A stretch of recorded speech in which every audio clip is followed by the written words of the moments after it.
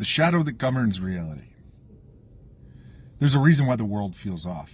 A reason why no matter how hard you try to look away, something deep inside you knows this reality is not what it seems.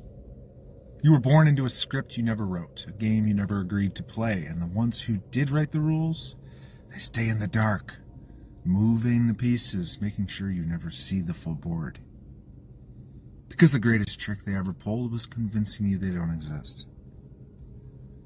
History isn't what you were told. It's a carefully crafted illusion, rewritten and sanitized to make you believe you are free. But behind every war, every revolution, every so-called random tragedy, there are hands pulling strings, guiding the world toward an outcome that was decided long before you were born. Call them whatever you want. The elite, the hidden hand, the shadow government, bloodline families. Their names change, but their power does not. They own the banks, corporations, the media, the governments. They fund both sides of wars. They create crises just to sell you the solutions. And they don't need to control everyone, just enough to make sure the illusion holds. Because once you see it, really see it, you can't unsee it. And this goes deeper than money, deeper than politics. This is spiritual. Why do the same symbols appear over and over again, etched into architecture, flashing in pop culture, hidden in plain sight? Why do the most powerful figures in history obsess over ancient rites, secret societies, and rituals that date back to the dawn of civilization? Because power isn't just exercised, it's channeled, harnessed. The elite don't follow the religions they sell to the masses, they follow something older, something that predates nations and empires. The symbols hold power, numbers hold power, rituals hold power, and whether you believe in them or not, they do. It's not about belief, it's about influence, because the ones in control, they don't worship gods, they seek to become them. An inversion of reality. Everything you think you know has been inverted. Good is called evil, evil is called good.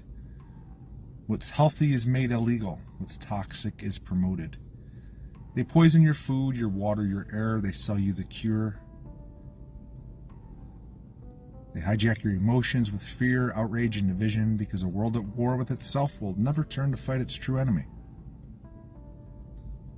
It's why they push meaningless distractions, celebrities, scandals, manufactured outrage. It's all a game to keep you looking down while they rewrite the world above you. And it's not incompetence, it's deliberate. A confused, sick, and divided population is easier to rule. A world drowning in chaos will beg for order. And when that order comes, it won't be freedom, it'll be control dressed up as security. But here's the part most will never accept. Again, it's not about money, it's not about power, it's about energy. Human emotion is the most potent currency. Fear, suffering, rage. These are harvested, refined, redirected. Loosh. Ever wonder why every few years there's another crisis, another war, another reason to feel hopeless? It's not an accident, it's a cycle. A feeding. The ancients knew this. Blood sacrifices weren't just superstition, they were transactions. Energy given in exchange for power. And while modern society likes to pretend it's civilized, the rituals never stopped. It just changed form.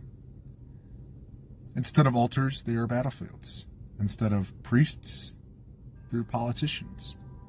And instead of worshippers, they have you plugged into their system, offering your energy freely with every click, every scream, every moment of despair.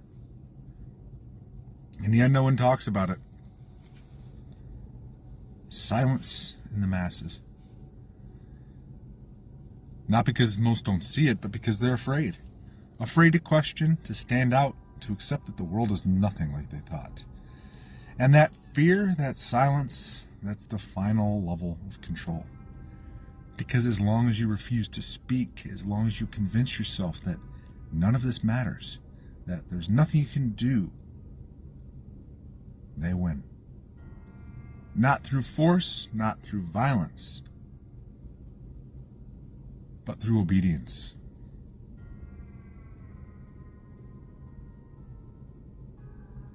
But here's the thing about illusions. They only work if you believe in them. If you give them power. And more people are waking up than ever before. Cracks are forming, narratives are falling apart, the veil is thinning. Because once enough people see the lie, once enough people understand the game, there's no going back.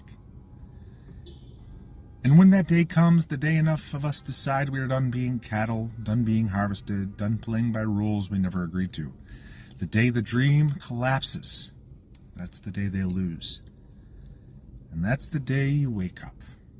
Humanfluence out.